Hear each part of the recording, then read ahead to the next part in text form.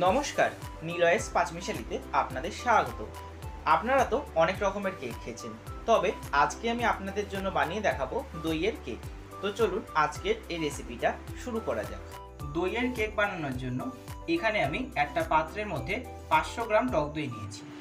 এবার এই টক দইয়ের মধ্যে 3টে ডিমকে ফাটিয়ে দিয়ে দেবো।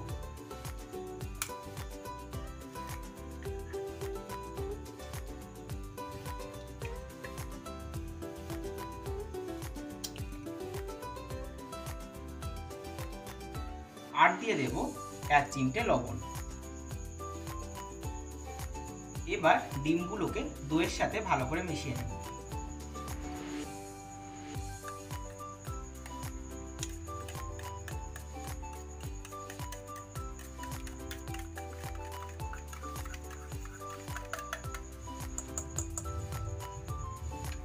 ডিমগুলোকে টক দইয়ের সঙ্গে ভালো করে মিশিয়ে নিয়েছি। এখানে আমি একটা ছাঁকনি নিয়েছি। এবার এই ছাঁকনির মধ্যে ঢেলে নেব 50 গ্রাম কর্নফ্লাওয়ার, হাফ কাপ ময়দা, 1.5 কাপ গুঁড়ো করে রাখা চিনি, আর দিয়ে দিচ্ছি হাফ চামচ বেকিং পাউডার। এগুলোকে চেলে নিচ্ছি।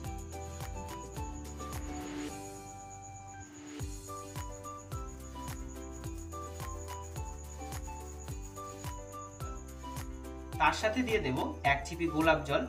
এখানে গোলাপ জলের পরিবর্তে আপনারা ভ্যানিলা এসেন্সও দিতে পারেন, আর সামান্য পরিমাণে বাটার।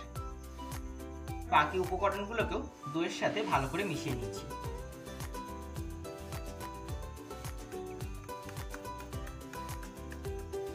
আপনারা যখন কেকটা বানাবেন তখন মিষ্টিটা বুঝে দেবেন। সবকিছু দিয়ে ভালো করে মেশানোর পর ঠিক এই রকম ঘনত্বের একটা ব্যাটার তৈরি করে নিয়েছি। এবার কেকটা তৈরি করার জন্য এখানে আমি একটা অ্যালুমিনিয়ামের বাটি নিয়েছি। আপনাদের কাছে যদি কেক টিন থাকে তাহলে আপনারা সেটাই ব্যবহার করতে পারেন। এখন আমি এই বাটিটার মধ্যে বাটার ব্রাশ করে নিচ্ছি।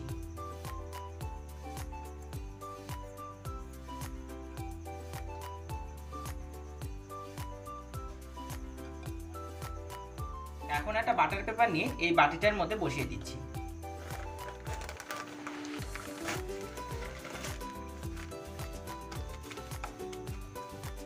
বাটার পেপারটা বসানোর পর এর মধ্যেও কিছুটা বাটার ব্রাশ করে নিচ্ছি।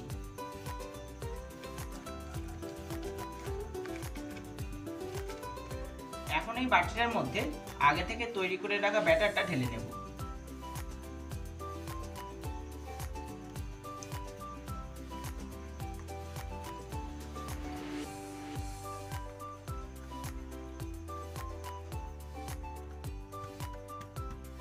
ব্যাটারটা বাটির মধ্যে ঢেলে নিয়েছি। এবার কেকটা তৈরি করার জন্য এখানে আমি একটা কড়াইয়ের মধ্যে 1 প্যাকেট লবণ দিয়ে কড়াইটাকে আগে থেকে গরম করতে বসিয়ে দিয়েছিলাম। আপনারা কেকটা তৈরি করার সময় অবশ্যই একটা মোটা পাত্র ব্যবহার করবেন। আর এই লবণের মধ্যে আমি একটা স্ট্যান্ড বসিয়ে রেখেছিলাম। এখন এই বাটিটাকে কড়াইয়ের মধ্যে বসিয়ে দেব।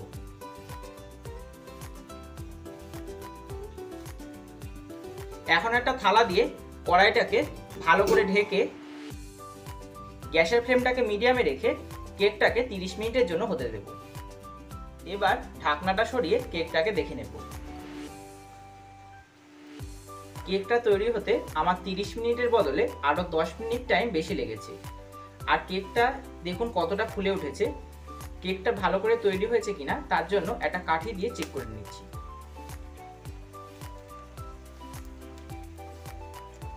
দেখুন পুরোপুরি স্মুথলি বেরিয়ে আসলো কাঠিটা, তার মানে কেকটা তৈরি হয়ে গেছে।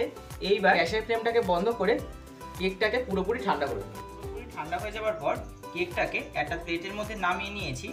দেখুন কেকটা কত সুন্দর সেট হয়েছে। আমি উপর থেকে চকো চিপস ছড়িয়ে পরিবেশন করে নিচ্ছি।